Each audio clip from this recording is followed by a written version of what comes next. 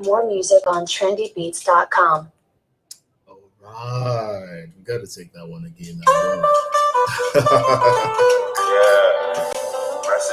Hey everyone, how you doing? It's another Sunday evening. It's time to connect. I've been listening to this song on repeat for the better part of the week, and so I just want you to enjoy it with me. Fantastic song, Oyoyo Chukwu, Mercy Chinwo featuring some of the fantastic artists.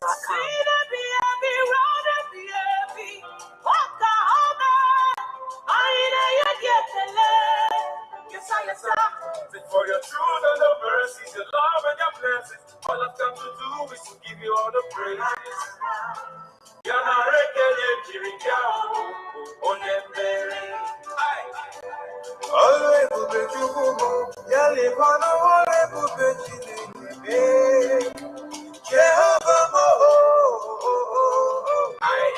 Nobody else can take your place, because you're the best. Oh, you're the Savior.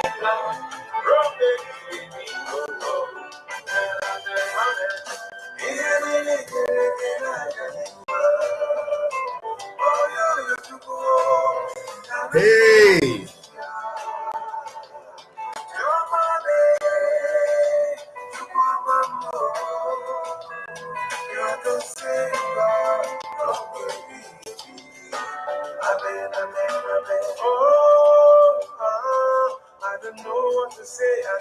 How's everybody doing? Is everybody doing okay? All right, so hit me up as we usually will do. Send me the chats. Let me know where you're joining me from. All right. Let me know where you're joining me from. And super glad to be here. Sunday evening where I am. And I trust that you're doing very well. It's been an amazing week thus far. And we're starting a new week today. It's Sunday. It's the penultimate Sunday in the month of October. And we're back on the Connect. Continuing our series on the leadership conversation, to lead or not to lead. All right. So we're going to get straight into it. A big shout out to everybody. Thank you for joining us wherever it is that you're joining us from. It's great to have you here. For those on LinkedIn, it's great to have you join us here on LinkedIn. For those on YouTube, it's great to have you join us on YouTube. And of course, those on Facebook, great to have you here today. So it's going to be an amazing episode. I'm going to be getting into it in a bit. I trust that you're doing well. Do send me a message in the comment section. Tell me what platform, first of all, what platform you're joining on. And then also let me know where exactly you're joining me from as well, so I can have an idea of where my audience is today. So it's a super great day to be alive, and I'm so glad to be with you right now. All right then, so let's get straight to it. It's great to have you again. We had an amazing session last week. I don't intend for today's session to be too long, but quite a number of things that I need to be able to discuss with you. We had an amazing session last week where we were having a conversation. Hey, Dr. Triple A, it's great to have you here, Dr. Triple A in the building. It's great to have Dr. Triple A join us. Dr. Triple A is a covenant brother of mine, doing fantastic work in Southwest and across the nation, really, just touching lives globally via ministry, via consulting, via thought leadership. Business leadership, thought leadership. And so it's great to have you join me, Dr. Triple A. Much love to you. All right. Okay, everyone. We started the conversation last week talking about leadership, and we talked about the 5 characteristics that every leader must have. And we went through each of those 5 ones, and we said, remember that the first that we discussed, and this was a quote that was put by what arguably one of the greatest thought leads in our time, in our generation, John C. Maxwell. And one of the things that we said was that the first thing that every leader must have, non-negotiable, is that you must have a sense of calling. All right, you must have a sense of calling. You can't be a leader without having a sense of calling, because the truth of the matter is that you have been called. All right, the truth is that you have been called. I say many times that you're wired to win and you're equipped to excel. But if you don't know that you're wired to win, you will not be able to use the equipment that you have. If you don't know that you are rightly equipped to excel, you will not be able to deploy the equipment that you have to excel. In the same way, you have been called to an amazing level of leadership. All right, and an amazing level of leadership. Shamaka, it's great to have you join us today. All right, you've been called to an amazing level of leadership in your life. And it was there in the book of Genesis when God said, go and have dominion. So he already called you to it. But if you don't sense the calling, chances are that you're not going to be able to answer. So it's one thing to be called, it's another thing to discern the calling and be able to respond to the calling. And it is when you respond to the calling that you avail yourself to be able to do all that the calling will equip you to do. Another thing that we said very quickly was that every leader must have great communication skills. You must be able to communicate. And this goes without saying, because communication is massive. Communication is big, and so your ability to be able to communicate your vision, your ability to communicate the mission and the methodology, the strategy and the planning that is required for you as an individual or for you as a leader, for the people to bring their best to the table, so to be able to achieve a common purpose, is sacrosanct. If you're unable to communicate, chances are that your vision will die within you. That which you see will not come to fruition. That which is upon you will not be able to be achieved. So your ability to communicate to yourself and communicate to the people around about you, communicate to stakeholders, and communicate to those that are trying to sabotage. All right. And we said that communication is not just about the words that you utter. Communication has to do with what you express. So you must be able to communicate dependability. You must be able to communicate integrity. You must be able to communicate strength. You must be able to communicate stamina. You must be able to communicate hope. A leader is a dealer of hope. I said that many times. A leader is a dealer of hope. You must be able to communicate hope. All right. So that's very, very important. The third one that we said is that you must be able to creatively solve problems. You must have creativity in problem solving, which means that as a leader, the challenges are abound. Every path, every road, the pathway has bumps and all kinds of stuff. And you must be able to figure out the best way to be able to get past those bumps. You must be able to utilize everything round about you to be able to solve the problems that are bound to you.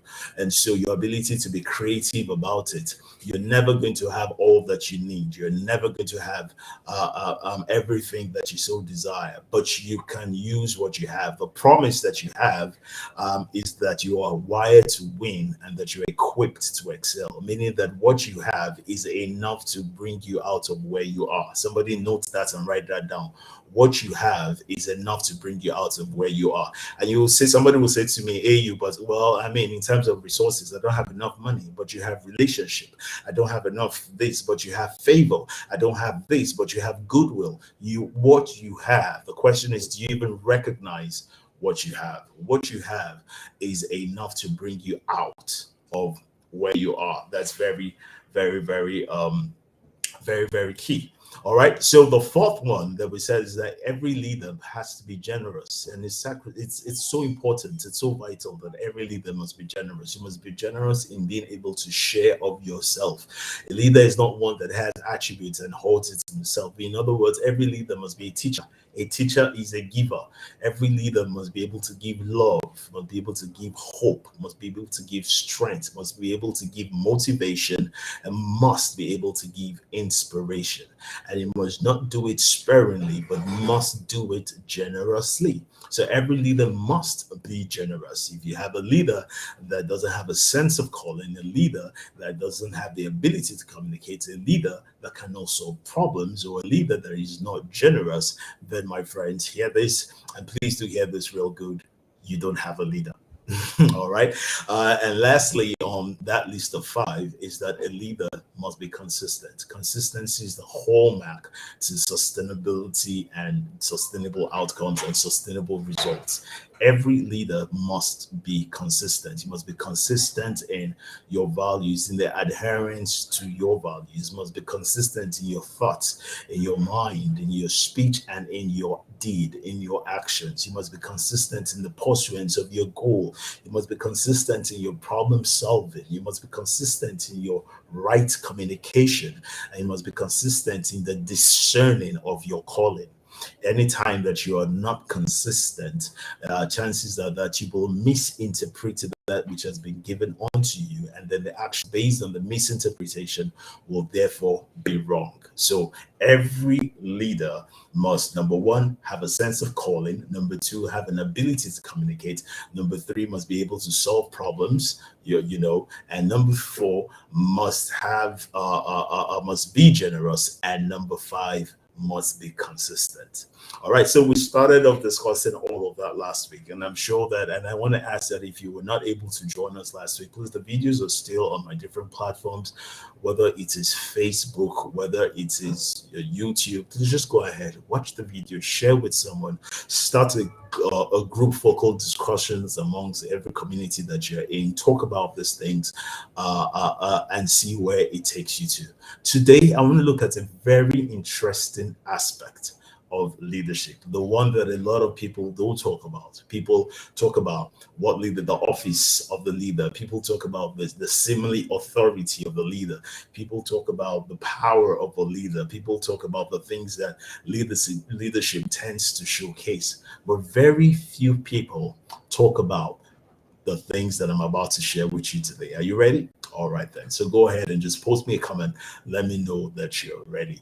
Today, I'm going to be talking about the pains of leadership. That's right. The pains of leadership. And I choose to tag this sweat, tears, and blood. Sweat, tears, and blood. So if you will with me, the sweat, the tears, and the blood of leadership. The sweat, the tears, and the blood of leadership. Leadership comes with a lot of pain, folks, a lot of pain. As somebody who has been at the forefront of many leadership initiatives and was functioning in leadership capacities in different areas of my life, I can tell you firsthand that leadership comes with a lot of pain. And this pain is, my goodness, it can be so daunting, it can be so excruciating, it can be so overwhelming and overburdening that if you are not clear about your sense of calling, chances are that you will mislead or you totally just abdicate the responsibilities of leadership. Leadership is not an easy park. And I'm just going to be sharing from my heart to you, not necessarily point one, point two, point three. So I just need you to pay attention and ride with me. And then at some point, feel free to share your leadership pains if you have any. And I do suspect that you've had leadership pains in one area of your life or the other. Do feel free to share your leadership pains in the comment section with me. I would love to read from you. So now, leadership, as I said, comes with a lot of pain. A lot of pain. One of the things, if I was to do like a top five, not necessarily, not in any particular order, if I was to do a top three or top five of leadership pains, I will say, first of all, or maybe not first of all, but one of the pains that comes with leadership is being misunderstood. My goodness. Here's the thing about leadership. You are at the forefront of the initiative that you're driving. You have a responsibility to be able to aptly communicate that which is upon your heart, which you have seen, to people with like minds that you have identified, and to the teams that you have created, what vision it is that you have, so that, as I always will say, so that they can bring their best to the table. you also have a responsibility to be able to identify these same people that have this like minds and to shape them and to build them and see them not just for where they are, but see them for the potential that they have within them that will, in time to come, along the journey of mastery or along the pathway of becoming, find expression even to drive the vision forward. You have all that responsibility. You have the responsibility to stay to solve problems. But many times, because you're at the forefront of this, guess what? Your prime target. An attack will come in diverse ways. I say this from my heart. I say this with a sense of all too well knowing. Attacks will come from diverse places. You will be misunderstood, dear leader. And I'm speaking to every leader out there and to the leader in you. You will be misunderstood. Many times, people will gravitate to you, not necessarily as much as you try to select the people that will come on a journey with you, or to be able to show the people the benefits of a situation over the burden of the process. Many people will fail to see the benefit, but rather be short sighted, myopic, and see only the burden. And even if they do see the benefit, they see it as being too far out for them to survive the burden to get there. And so when they can't aptly see, no matter how well that you try to communicate, chances are that you're going to feel pain and knowing that there are people that you still cannot lead. Now, here are my thoughts, and I told you I was going to be speaking from my heart today. Is it that are we the question I perhaps will ask now is, do you think, and I need you to share your thoughts with me, do you think that you're called to lead everybody? Or do you think that there are people to which you have been sent? Because if that be the case, right? If that be the case and you're called to lead everybody, why then would you have some people that will struggle with receiving your leadership? My humble take, again, your experiences may be different. And so I'm not saying this as something that's universal or ubiquitous. I'm saying this as a personal experience that I do believe works for the generality of the people. And a lot of people will be able to resonate on this level. The truth of the matter is that I sincerely believe that I'm not called to lead everybody. I sincerely believe it. I can build teams. I can get people to ideas. That's why you rework your team. That's why you rejig your team. That's why you have an influx and an outflow. But then again, your leadership style, and not necessarily you as a person, your leadership style will determine who it is that you can lead. Note that. Do you also have the power to alter your leadership style? The truth is, yes, everything under the sun can be lent, and wait for this, can be unlent. So, therefore, if you have multiple leadership styles, then the truth of the matter is that you'll be able to reach out to more people and otherwise. But then again, also understand with me that not everybody is meant to be on the journey that you are on. And so you must understand that, first of all, whilst you may feel bad that you can't lead everybody where it is that you want to lead them to, you must understand that not everybody is meant to be on that journey. All right. So Moses led the Israelites through the Red Sea, through the wilderness. Moses didn't lead the Romans. Moses didn't lead the Egyptians. They were not meant to be on that journey. And so there's absolutely no way that the Egyptians will have submitted to Moses to lead them supposedly to the promised land. Absolutely no way. So you must recognize, imagine if Moses said, my goodness, why can't these Egyptians come with me? Why can't these Egyptians get on this journey? Why can't these Egyptians cross the Red Sea with us? Guess what, Moses? They were never meant to cross the Red Sea with you. That wasn't their journey. It wasn't the vision that was allotted to them. It wasn't the purpose that they had for their own existence. And so we must recognize that as a leader, you are not called to lead everybody, which is why, principally, you must be able to recognize those that you are sent to. Remember, You must discern. You must have a discernment of your calling. You must have a sense of calling, and not just a sense of calling. You must know to whom you've been sent. Understanding your sense of calling is understanding why you've been sent. Embedded in the why you've been sent is the how it is that you're going to be sent, and most importantly, is to whom that you are sent. All right. So that's very key. Another challenge that I've seen, and I hope this is helping somebody's leadership journey. Another challenge I've seen with leadership is when you have people that follow you, get on your journey, but are there not for the general cause or for the general vision, but are there for their own selfish reasons. My God. What happens in many cases that you find out that there are people such as those that will literally turn as rebels, as saboteurs, and as backstabbers. Now that's very painful. I've had the unfortunate incidents of having many people that I've been on the journey with who, for their own personal reasons, try to sabotage a cause. Not because the cause wouldn't have benefited them, but because there was something else that they were looking at. The question is, did I recognize this? Did I recognize that these people were not fitted? The truth of the matter is that at some point, as a leader that continually, checks himself, continually x-rays himself, continually does an analysis.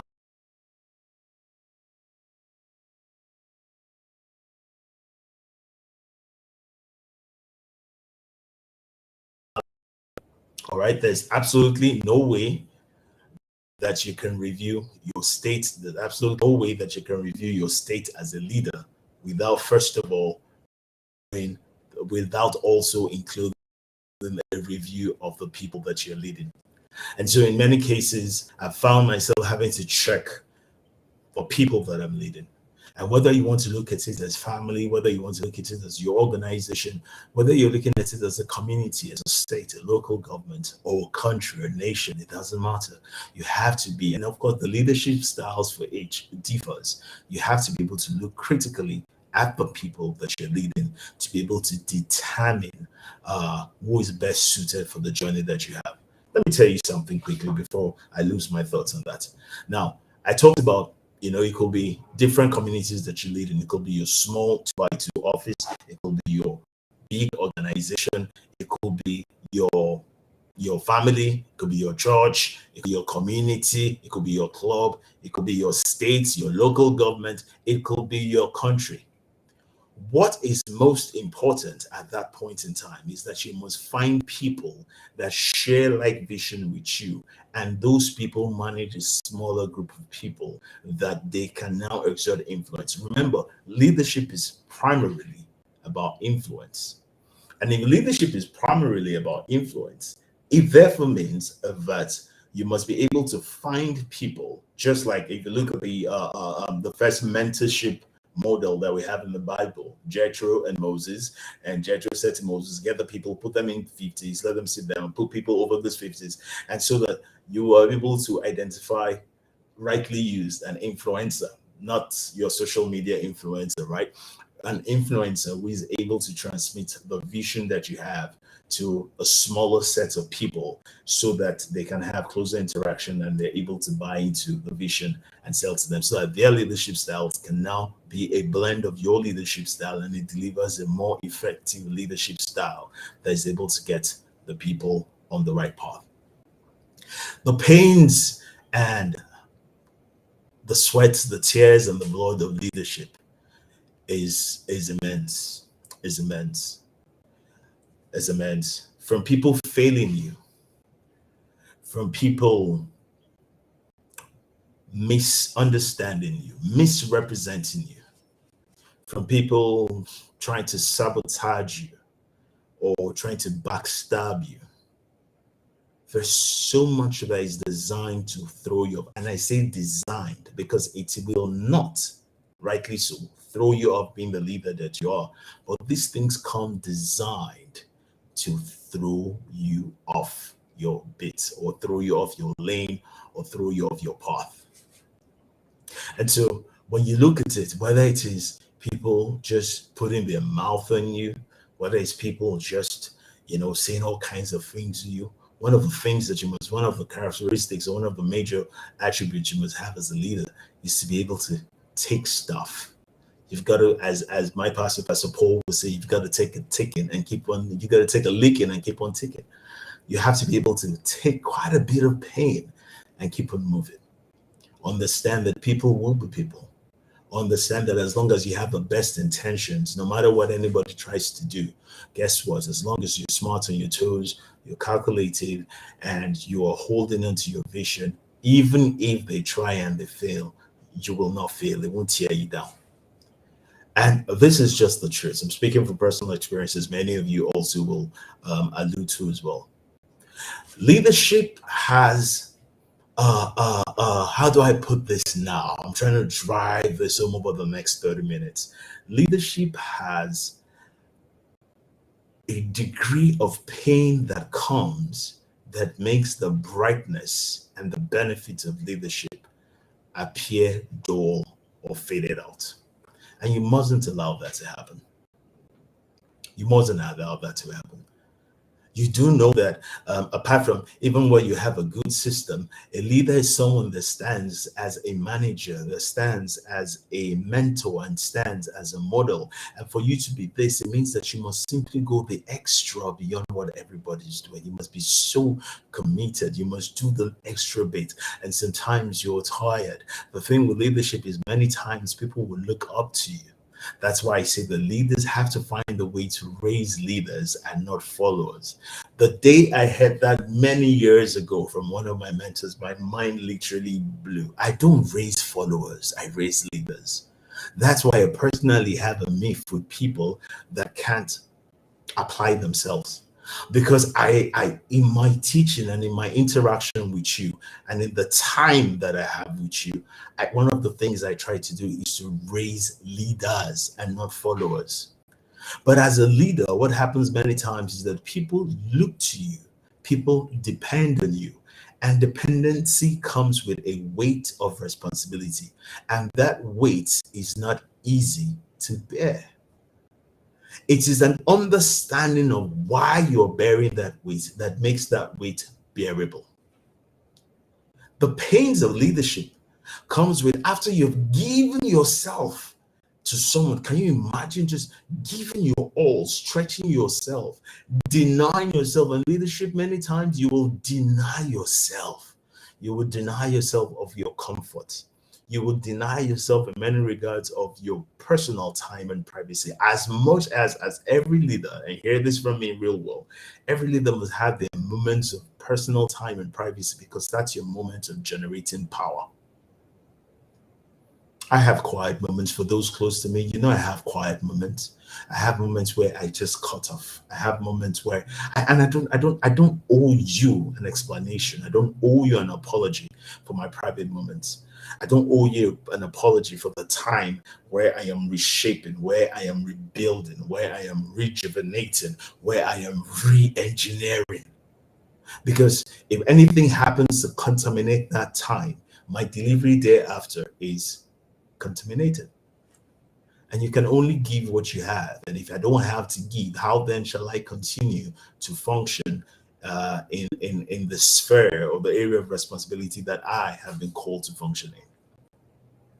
And so you give of yourself, you give selflessly, you give of your time, your energy, you give of your thoughts, your pattern, you give of your own creativity and all of that. Yes, you are giving all of that to solve problems, but many times you have to meet people where they are and not leave them where they are. You have to be a light. I say that all the time. You have to be a light.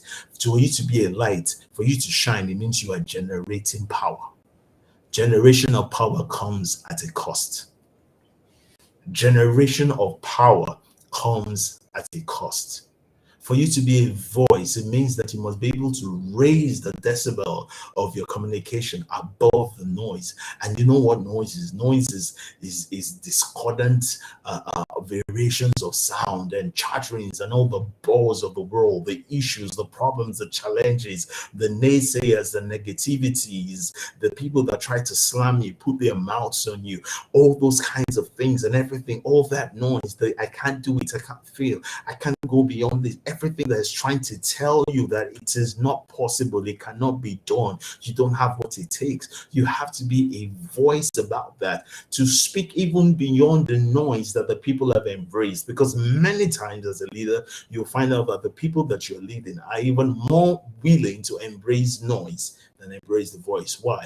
Because the noise is the place of their comfort. The noise makes excuses for them. The noise tolerates their incompetence. The noise gives an excuse to them that it's okay that they can't make it. And so they are cocooned in the warmth, in the false warmth, the pseudo warmth of their failures. And they say to themselves that truly there's nothing good happening in the nation. Truly, there's nothing happening in my community. Truly, I have no opportunities.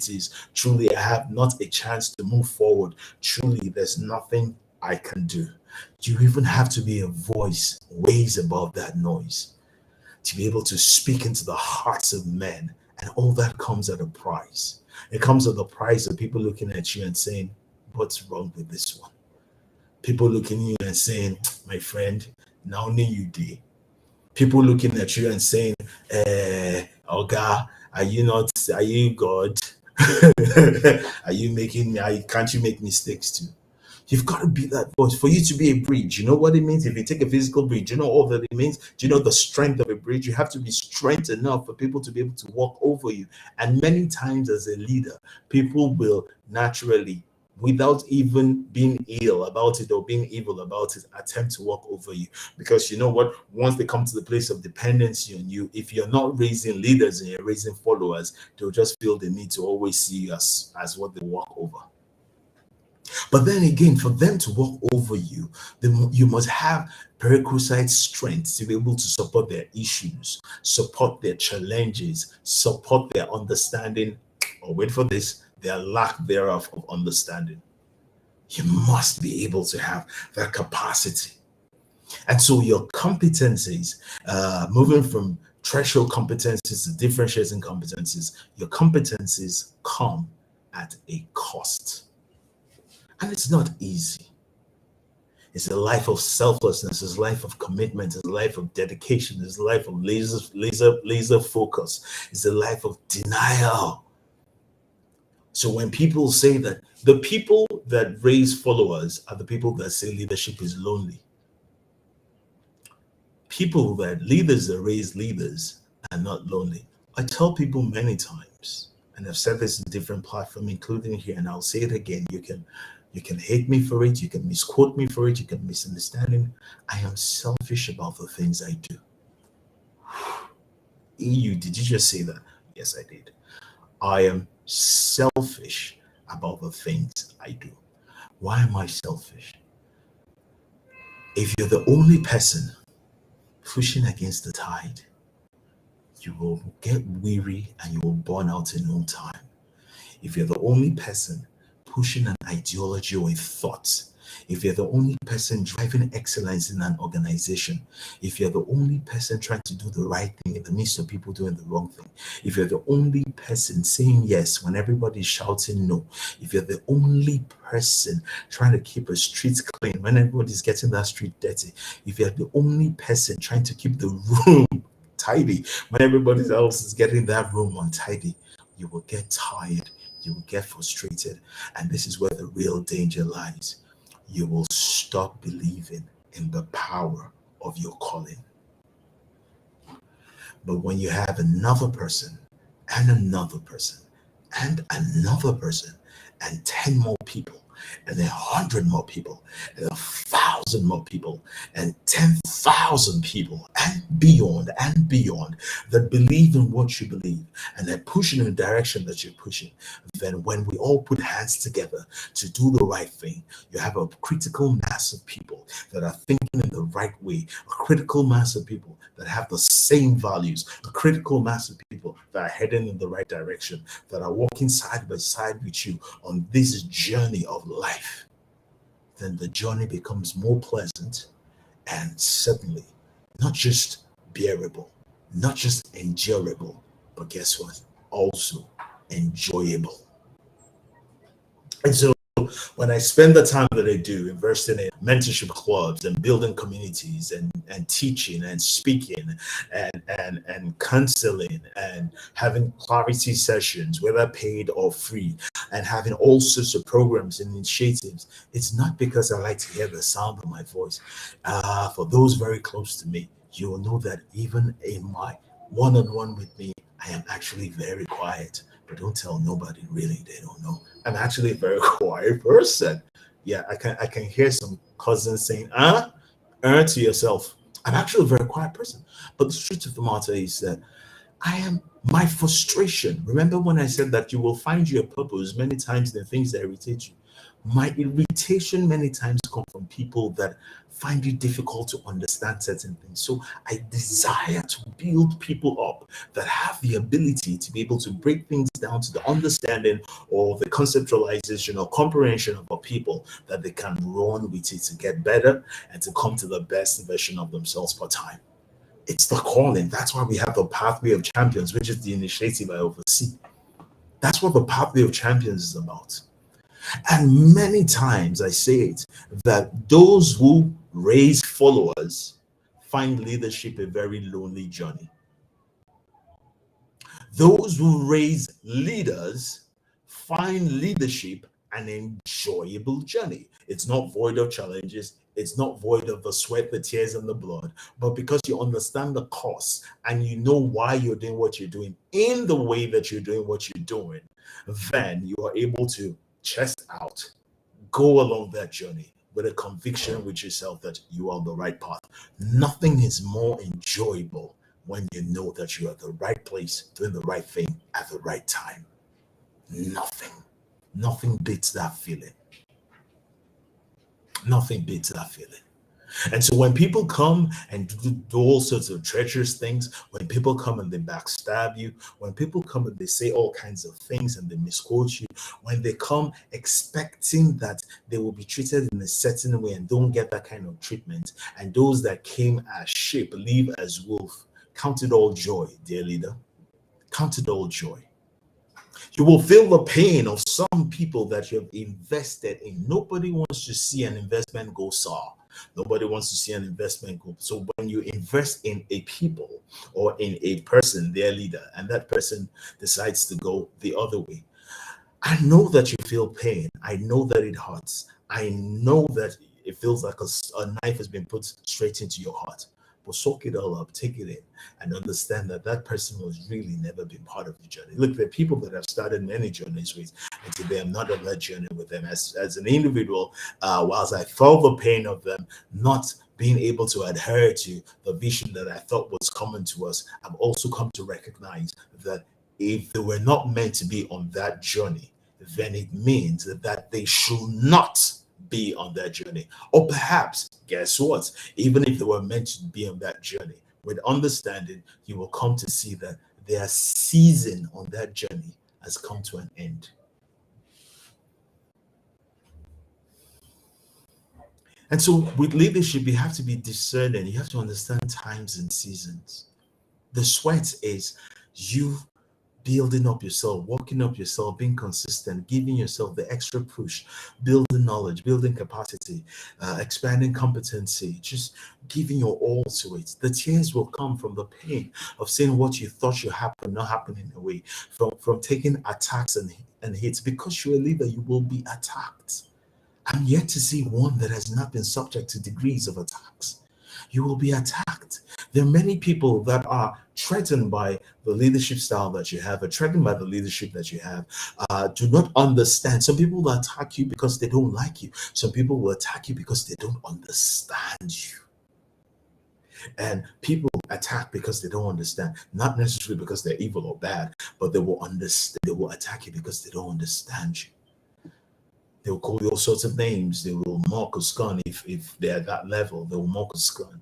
But There's something I always say. There's something I heard many years ago. Time is a revealer. Time is a templar. Time is a steadier. Time unveils all things. As long as you're clear about your sense of calling, about that with the vision that you have within you, as long as you're clear about that, and you've been able to map out the methodology by which you move along that pathway, that process of becoming, keep at it. Be consistent. Be consistent on your journey, and you will find out that in due time, those that mocked you, those that scorned you, will turn around and look at you and say, okay, okay, okay, that kind of makes sense. But by then, you don't even have the time to look back and say, I told you so. Because real leaders don't have time to say, I told you so. Real leaders keep on moving. I've been there, I can tell you for sure. Really, just keep on moving. You don't have the time to say, I told you so. I don't have the time to look back to tell you. I have the time because as a leader, one of the things I do is I pour myself generously into you. So I know that by the time that you have left, that by God will make me, that I've done everything humanly and God assisted to help you see that which I believe was meant for you. And if it was not meant for you, then it means there's nothing that I could have done. Having searched myself, that there's nothing that I could have done to preach the right way. At that point, guess what? You are no longer my problem. Oof. Does that sound harsh? Does that sound tough? But you see, these are the things that you have to take. The tears of leadership come from, the tears and the blood of leadership also come from, wait for this, guys, the tough decisions that you have to make. The tough decisions. And as a leader, many times, my friends, you will take tough decisions. And if you never had to take tough decisions, there's nothing that your leadership of yet. Tough decisions. Many times you have to, like Henry Rogers said, you've got to know when to pack the cards, you've got to know when you fold the cards, you've got to know when to let the cards go. And for me, that's mind-boggling, because whilst we're trying to carry everybody along, whilst you have a desire for everybody to be able to come to the best version of themselves, you have to realize that sometimes you're not the one sent to a person.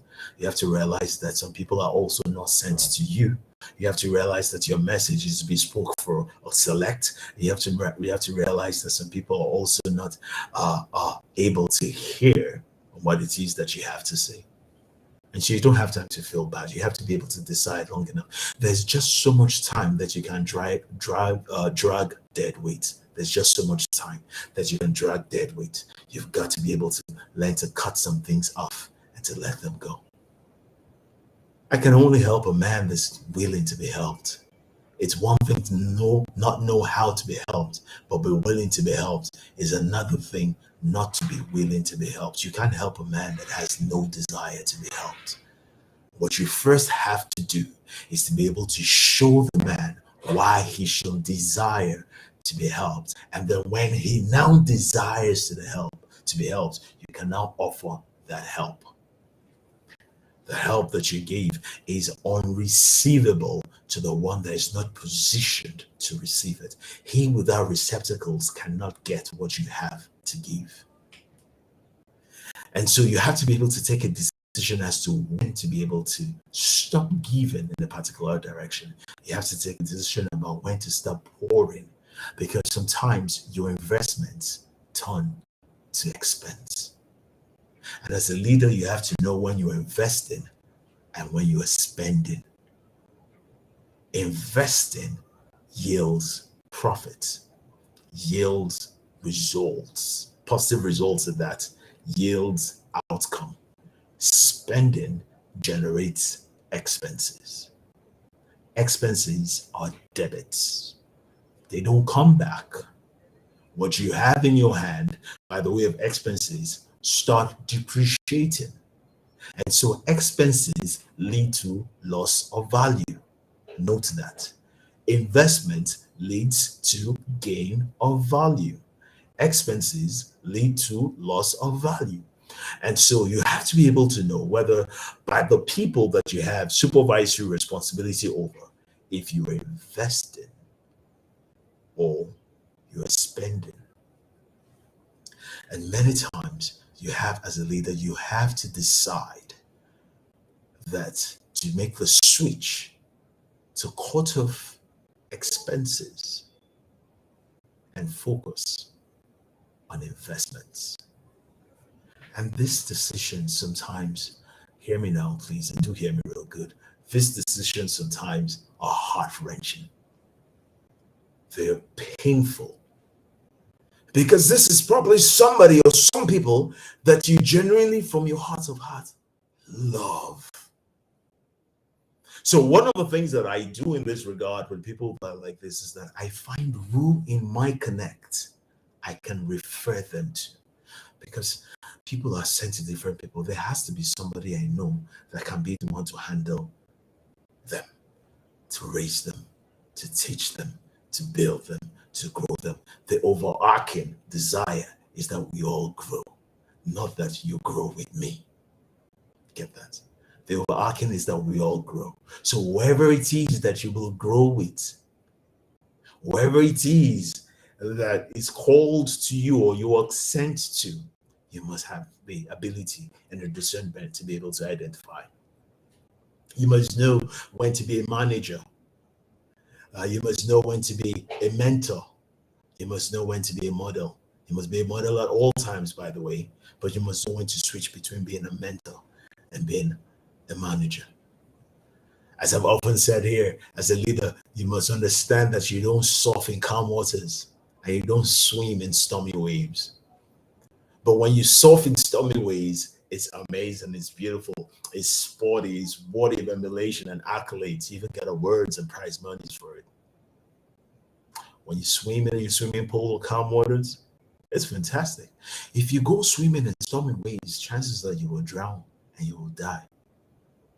Imagine going to a swimming pool in your favorite swimming outlet and you take a surfboard. Everybody's going to look at you like you're mad. Everybody's going to look at you like you're crazy. Everybody's going to look at you like you lost it, because chances are you have lost it. So, as a leader, you have to know when to swim.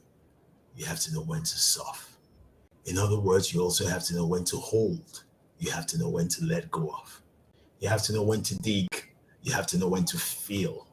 You have to know when to climb. You have to know when to descend. As a leader, your responsibility and the pain of it is that your mistakes have consequences.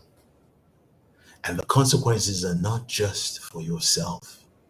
Your consequences are suffered many times beyond yourself to the people that you oversee, and perhaps, depending on the scale of your leadership, to even generations yet unborn.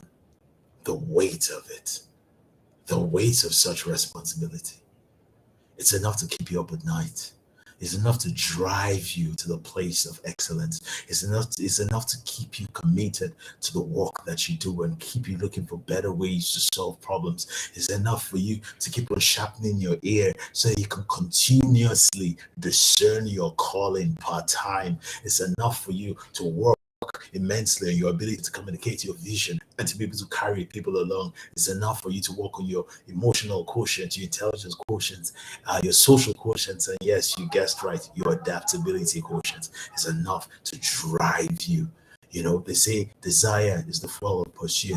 What do you desire? Your desire should come from either the things that you want or the things that you don't want. Many times, the things you don't want are also indicators to what drives you to achieve the things that you want. And the weight of leadership comes with all of that. It comes with all of that.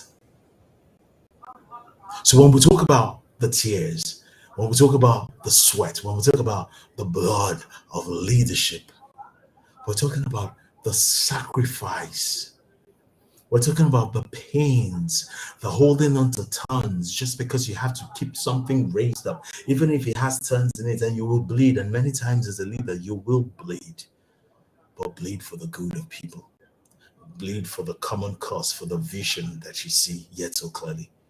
If you're going to cry and let it wipe away the tears and the pain that you have, and let it be a wash to the eyes that your clarity can become even more sharper.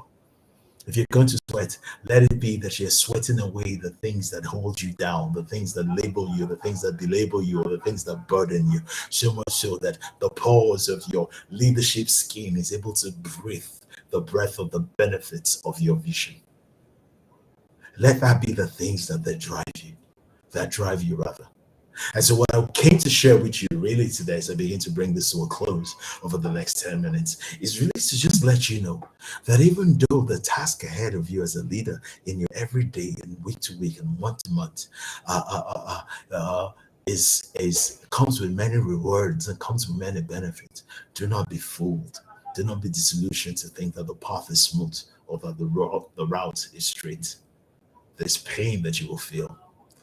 There's compression that you will have, challenges. Many things will question your ability. Many things will question. I say many times that no matter what question, let nothing question your ability to believe in what you're called to.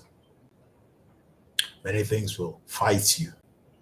And when I say many things, it's not just circumstances or situations. People. Let me say it again. People.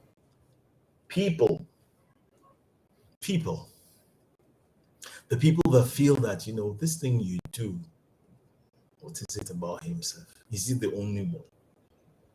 Is he the only one?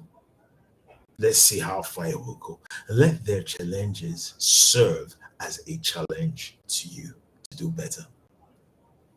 Let their attempts to attack you or their attacks in you be a validation of the path that you're on, a validation of the right process that you're engaged in, a validation of what it is that you've been called to.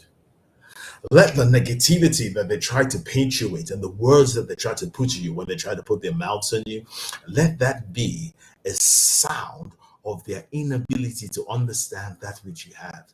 Feel sorry for them, but don't waste time trying to slug it out with them.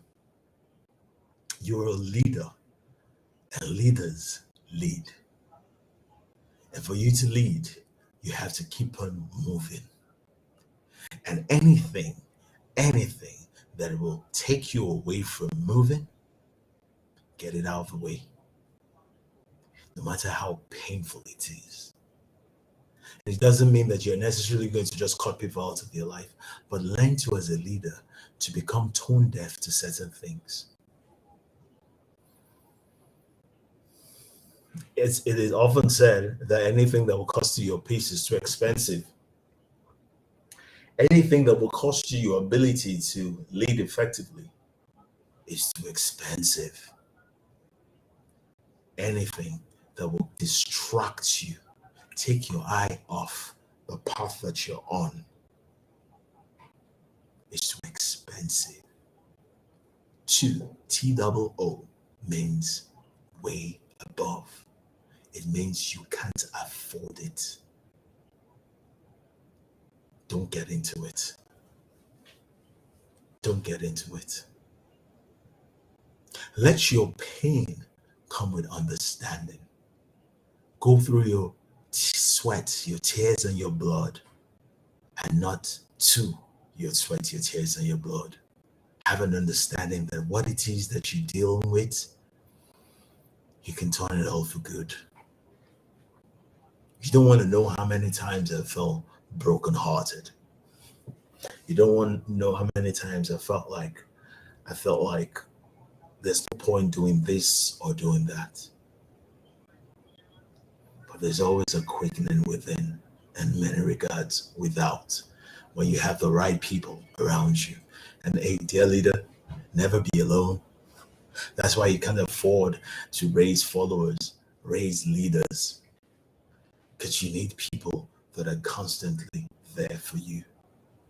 In your moments of weakness, and you will feel weak some days, but let there be reminders along your pathway that tell you how far you've come and tell you that you've come too far to stop.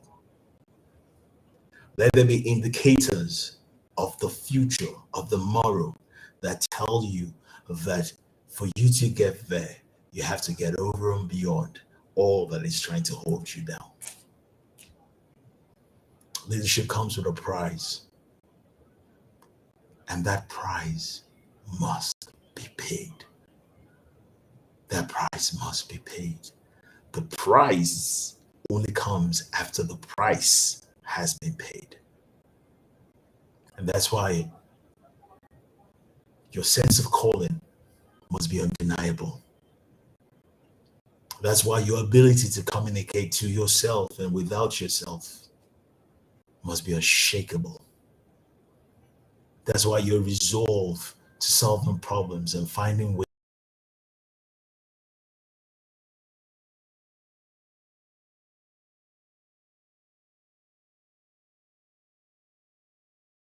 to solve those problems. These are the whole things that you have ahead of you.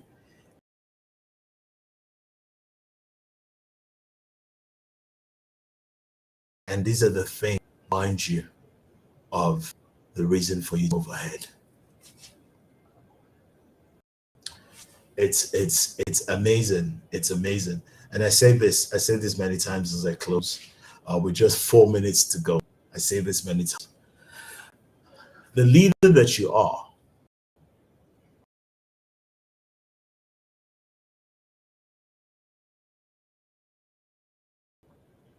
is hinged on how vision is.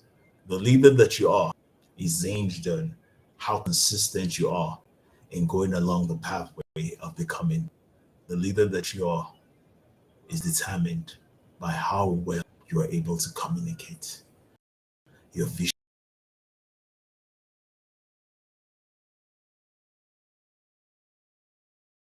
to the people. And long understand this with me, guys. Understand this with me. Make sure that no matter what comes your way, let me close with this. No matter what comes your way, the sweat, the tears, and the blood, make sure you outlast your storm. Make sure you get through to the other side. Dear leader, here's just wishing you the very best. Here's just challenging and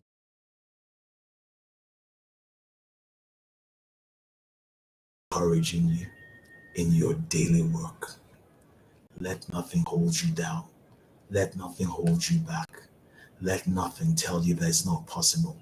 Let nothing let you no longer believe the vision that you've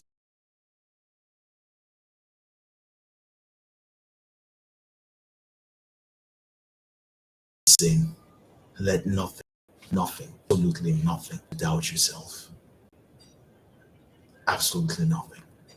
And that's how you become the leader that you're called to be. That's how you become the best version of yourself. And that's how to keep walking the pathway of champions. All right, guys. So that's what I had to share with you today. I told you that today was not going to be lengthy. I was just going to do 1 hour and I was going to share from my heart to you. I trust that you've learned many things. Thank you so much for joining us. Sam eBay, it's great to have you join me here, brother. Thank you so much. I see your comments, Chiamaka, everybody. I see all your comments. Thank you so much. Do me a favor. There's something that I need. I want you to do a post. Listen to me carefully. I want you to do a post on whatever platform you're joining me on, whether it's Facebook, whether it's LinkedIn, whether it's YouTube. I want you to do a post and tell me the things that you've learned within between today and tomorrow. Do tag me. Do tag me in your post and share what you've learned from these particular episodes. I know that for some of you, you've been part of many other episodes of the Connect, but I want you to share with me this particular the things that you've learned from these particular episodes that you are going to take note of and commit to on your own leadership journey. We're going to be rounding up the month of October next Sunday with our Thanksgiving series. What are you thankful for? Even as we wrap up the series on leadership, and we'll be getting into the month of November. Quite a busy, hectic schedule I have in the month of November. Quite a number, I think about 4 or 5 speaking engagements and here and there. God help us. But as much as possible, one of the guarantees that you have from me is that every Sunday evening at 7 o'clock, as much as God allows me to, I'll be right here. All right. So I'm going to say good night, everyone. Take care. Have yourself a super Sunday night. And guess what? Let this week be a week of weeks for you. Keep walking the pathway of champions. Much love. It's AU. Good night.